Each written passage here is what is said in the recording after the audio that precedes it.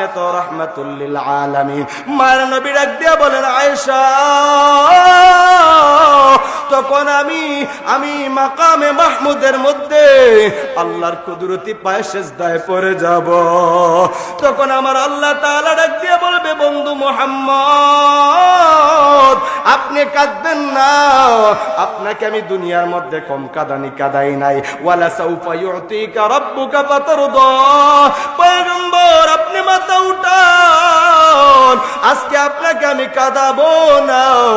আপনি আজকে যা চাবেন আমি সব আপনার ওয়াদা অঙ্গীকার পূরণ করব। আপনাকে ওয়াদা দিয়েছিলাম রে নবী, কি চান? মায়ের নবী ডাক দেয়া বলবে, উম্মতি উম্মতি, ও আল্লাহ আমার একটা উম্মত যদি জাহান্নামে যায় আমি নবী জান্নাতের মধ্যে ঢুকবো না। ও দুনিয়ার মুসলমান, ও আল্লাহর পয়গম্বরকে আল্লাহ বলবেন, ও নবী গো আপনি আপনার উম্মতদেরকে বাছাই করে করে আপনি সাইড করিয়া জান্নাতে নিয়ে যান। মায়ের পয়গম্বর সমস্ত উম্মত গুলাকে সাইড করবেন। আম্মা জান আয়েশা বলেন, নবী গো আদম নবী থেকে ঈসা নবী পর্যন্ত সমস্ত নবী রাসূলের উম্মতরা থাকবে, এখানের মধ্যে আপনার উম্মতদেরকে চিনবেন কিভাবে? আল্লাহর নবী বলেন, আয়েশা শুনো, ইন্না উম্মতি ইউদআউনা ইয়াউমাল কিয়ামাতি গুররাম মুহাজ্জালিনা মিন আথারিল ফামান ইসতাতা মিনকুম। ও আয়েশা আমার যারা কাটুই উম্মত হবে তাদেরকে আমি নবী হাসরের ময়দানে দেখলেই চিনতে পারবো। বলে কিভাবে? যারা আমি নবীজির ইত্তেবা অনুসরণ করতে গিয়া এই দুনিয়ার মধ্যে ওযু বানাইয়া নামাজের মধ্যে দাঁড়াইছে, হাসরের ময়দানে আমার উম্মতদের ওযুর অঙ্গগুলা নূরে ঝলমল করতে থাকবে। আল্লাহু আকবার। মায়ের পয়গম্বর এই উম্মতদেরকে চাট করে করে আবে কাউসারের পানি দান করবে, কাউসারের পানি দিতে থাকবে আর ফেরেশতারা একজন একজন করে দিবে। হঠাৎ করে একবার পর্দাটা পড়ে যাবে আর কোন উম্মত আসে না। মায়ের পয়গম্বর ডাক দিয়ে বলে, ও ফেরেশতারা আমার উম্মত কি শেষ? ফেরেশতারা ডাক দিয়া বলবে, না পয়গম্বর শেষ না। বলে তাহলে আসে না কেন?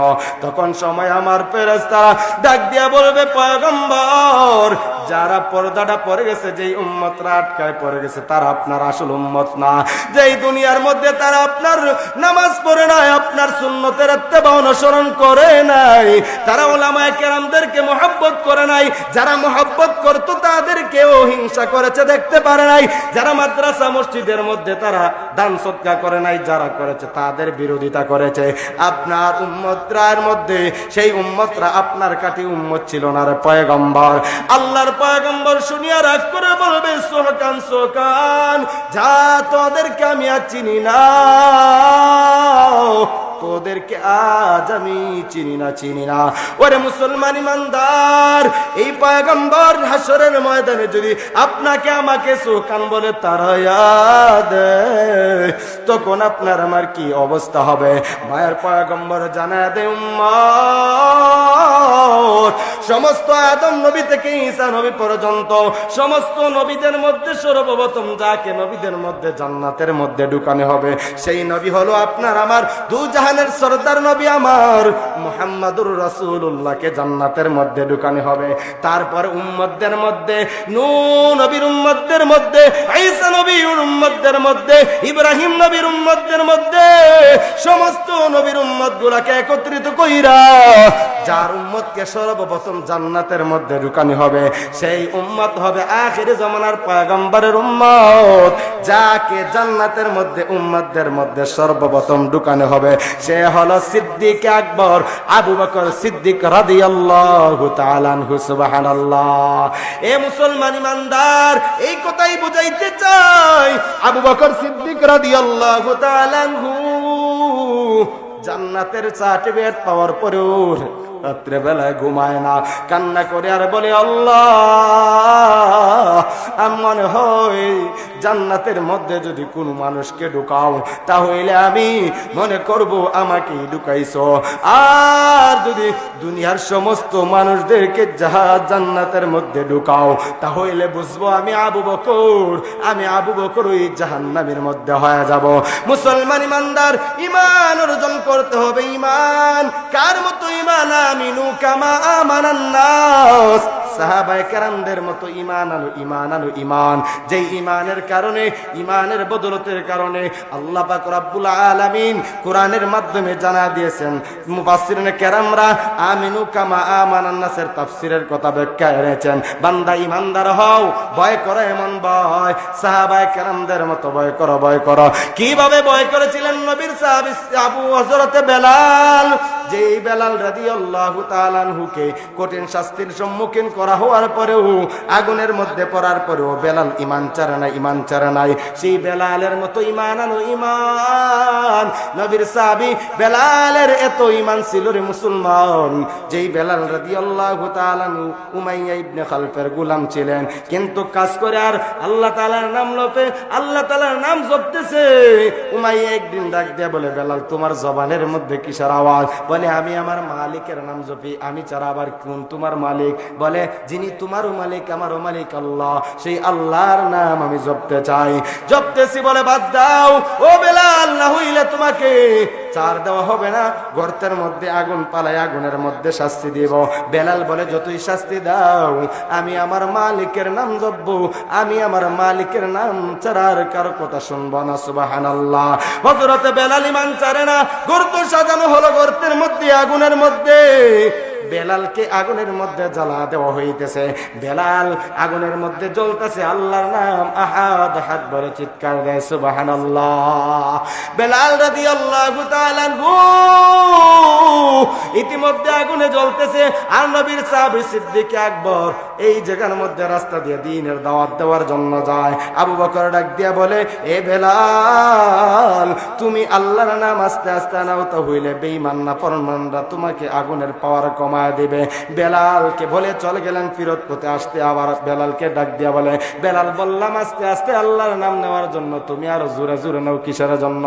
বেলাল ডাক দিয়া বলে, ও ভাই আবু বকর সিদ্দিক, শুনো, বেঈমান নাফরমানরা আমাকে আল্লাহর নাম নেওয়ার জন্য যত কঠিন আগুনের শাস্তি দেয়, আগুনের পাওয়ার যত বাড়ায়, আগুনের শাস্তি থেকে আমি আল্লাহ তাআলার জোরের নামের আওয়াজের মজা তত বেশি পাই। সুবহানাল্লাহ।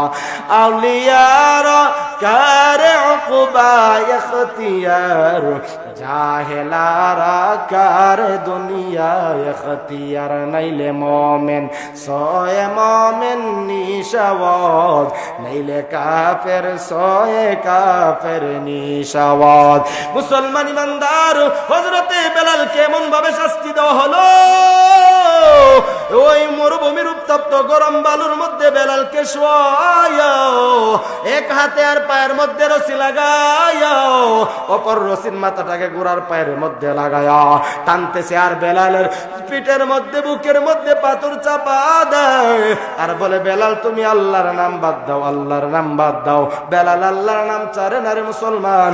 এরকম ঈমান আনো ঈমান। আজকে ঈমান আনতে আপনার আমার কোনো কষ্ট হয় নাই। বান্দা শেষ কথা বলে দেই, আমাদের ঈমানের পাওয়ার এই সাহাবায়ে কেরামদের মতো ঈমান আনতে হবে। আমাদের ঈমান আনতে হবে শাহজালালের মতো, আমাদের ঈমান আনতে হবে মুফতি আমিনীর মতো। আমরা তো মুফতি আমিনীর উত্তরসূরি, আমরা আহমদ শফীর উত্তরসূরি, আমরা বাবুনগরীর উত্তরসূরি। ও মুসলমান ইমানদার, শাহজালালের উত্তরসূরি মুসলমান। আমাদের ঈমানের গর্জন তত যত জোরে জোরে বাড়বে, বেঈমান নাফরমানরা আমাদের থেকে বেগে যাবে। কথা বলেন ঠিক কিনা? মুসলমান ইমানদার, শেষ আমাদের জিন্দেগির মধ্যে বাংলাদেশের মধ্যে দেখেন তাকায়া, মুসলমানদেরকে দুর্বল করার জন্য ইসকন নামে এক সংগঠন বাংলার জমিনের মধ্যে বিভিন্ন পায়তারা করে ঢুকাইছে। শান্তির বাংলার জমিনের মানুষকে অশান্তির জন্য পায়তারা চালাইতেছে। মুসলমান, আমরা সজাগ থাকতে হবে, আমরা সচেতন থাকতে হবে।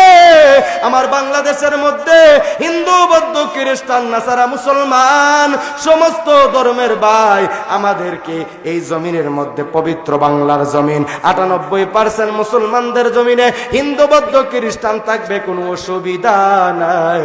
কিন্তু ইসকন নামে সংগঠন বাংলাদেশের মধ্যে ঢুকায়া বিভ্রান্তি সৃষ্টি করবা, হবে না, হবে না, হবে না। 5 আগস্টের মধ্যে বাংলার জমিনের মানুষ দেখা দিছে আমার মুসলমান ভাই বোন, স্কুল, ভার্সিটি, ইউনিভার্সিটি, মাদ্রাসা সমস্ত ছাত্ররা দেখা দিছে বাংলাদেশের মধ্যে কোনো নাস্তিক বেঈমানদের কোনো চক্রান্ত, অবৈধ কোনো ক্ষমতাকে বাংলার জমিনে ঠাই দেওয়া হয় নাই, ঠাই দেওয়া হয় নাই। হবে না, হবে না রে মুসলমান। এই কারণে যত অপশক্তি নিয়ে দাঁড়াও না কেন, বাংলার জমিন শাহজালালের জমিন, বাংলার জমিন মুফতি আমিনের জমিন, বাংলার জমিন শায়েখে বরুণার জমিন, এই বাংলার জমিন শায়েখে কাতিয়ার জমিন, শায়েখে গরুপুরীর জমিন, বায়ুমপুরীর জমিন, শায়েখে বাঘার জমিন। এখনো আমাদের সিলেটের জিন্দাওয়ালি মুফতি রশিদুর রহমান বরনবী হাফিজাউল্লাহ এই কোন দুনিয়ার মধ্যে জিন্দা আছে যে নাকি মায়ার নবীকে স্বপ্নে দেখেছে, স্বপ্নে দেখেছে। আল্লাহু আকবার। ও মুসলমান ইমানদার, এই জিন্দাওয়ালি বাংলার জমিনে এখনো আছে। সারা বাংলাদেশ নয়, সারা বিশ্ব থেকে প্রতিনিয়ত প্রতিদিন বাংলার জমিনের মধ্যে সিলেটের জালাল শাহজালাল রহমতুল্লাহ আলাইহির সিলেটের জমিনটা দেখার জন্য বিশ্বের আনাচে কানাচ থেকে বাংলার জমিনের মধ্যে মানুষ ঢুকতেছে, দেখতেছে। এই বাংলার জমিনের ইমানদারের ইমানের পাওয়ার, সিলেটের জমিনের মানুষ ইমানদার, তোমরা সচেতন থাকবা। যত অপশক্তি আসুক না কেন, যত নাম পাল্টায়া জঙ্গি সংগঠন আর ইসকনের নাম দিয়ে আসুক না কেন, আমরা যদি হাতে হাত মিলিয়ে জুড়ে, আমরা যদি একে হাতে হাত মিলিয়ে, আমরা যদি এক হাতে তরবারে আরেক হাতে কোরআন নিয়ে সামনে দাঁড়াই, প্রত্যেক বেঈমান নাফরমানরা এই বাংলার জমিন থেকে ভাগতে বাধ্য হবে। কথা বলেন ঠিক কিনা?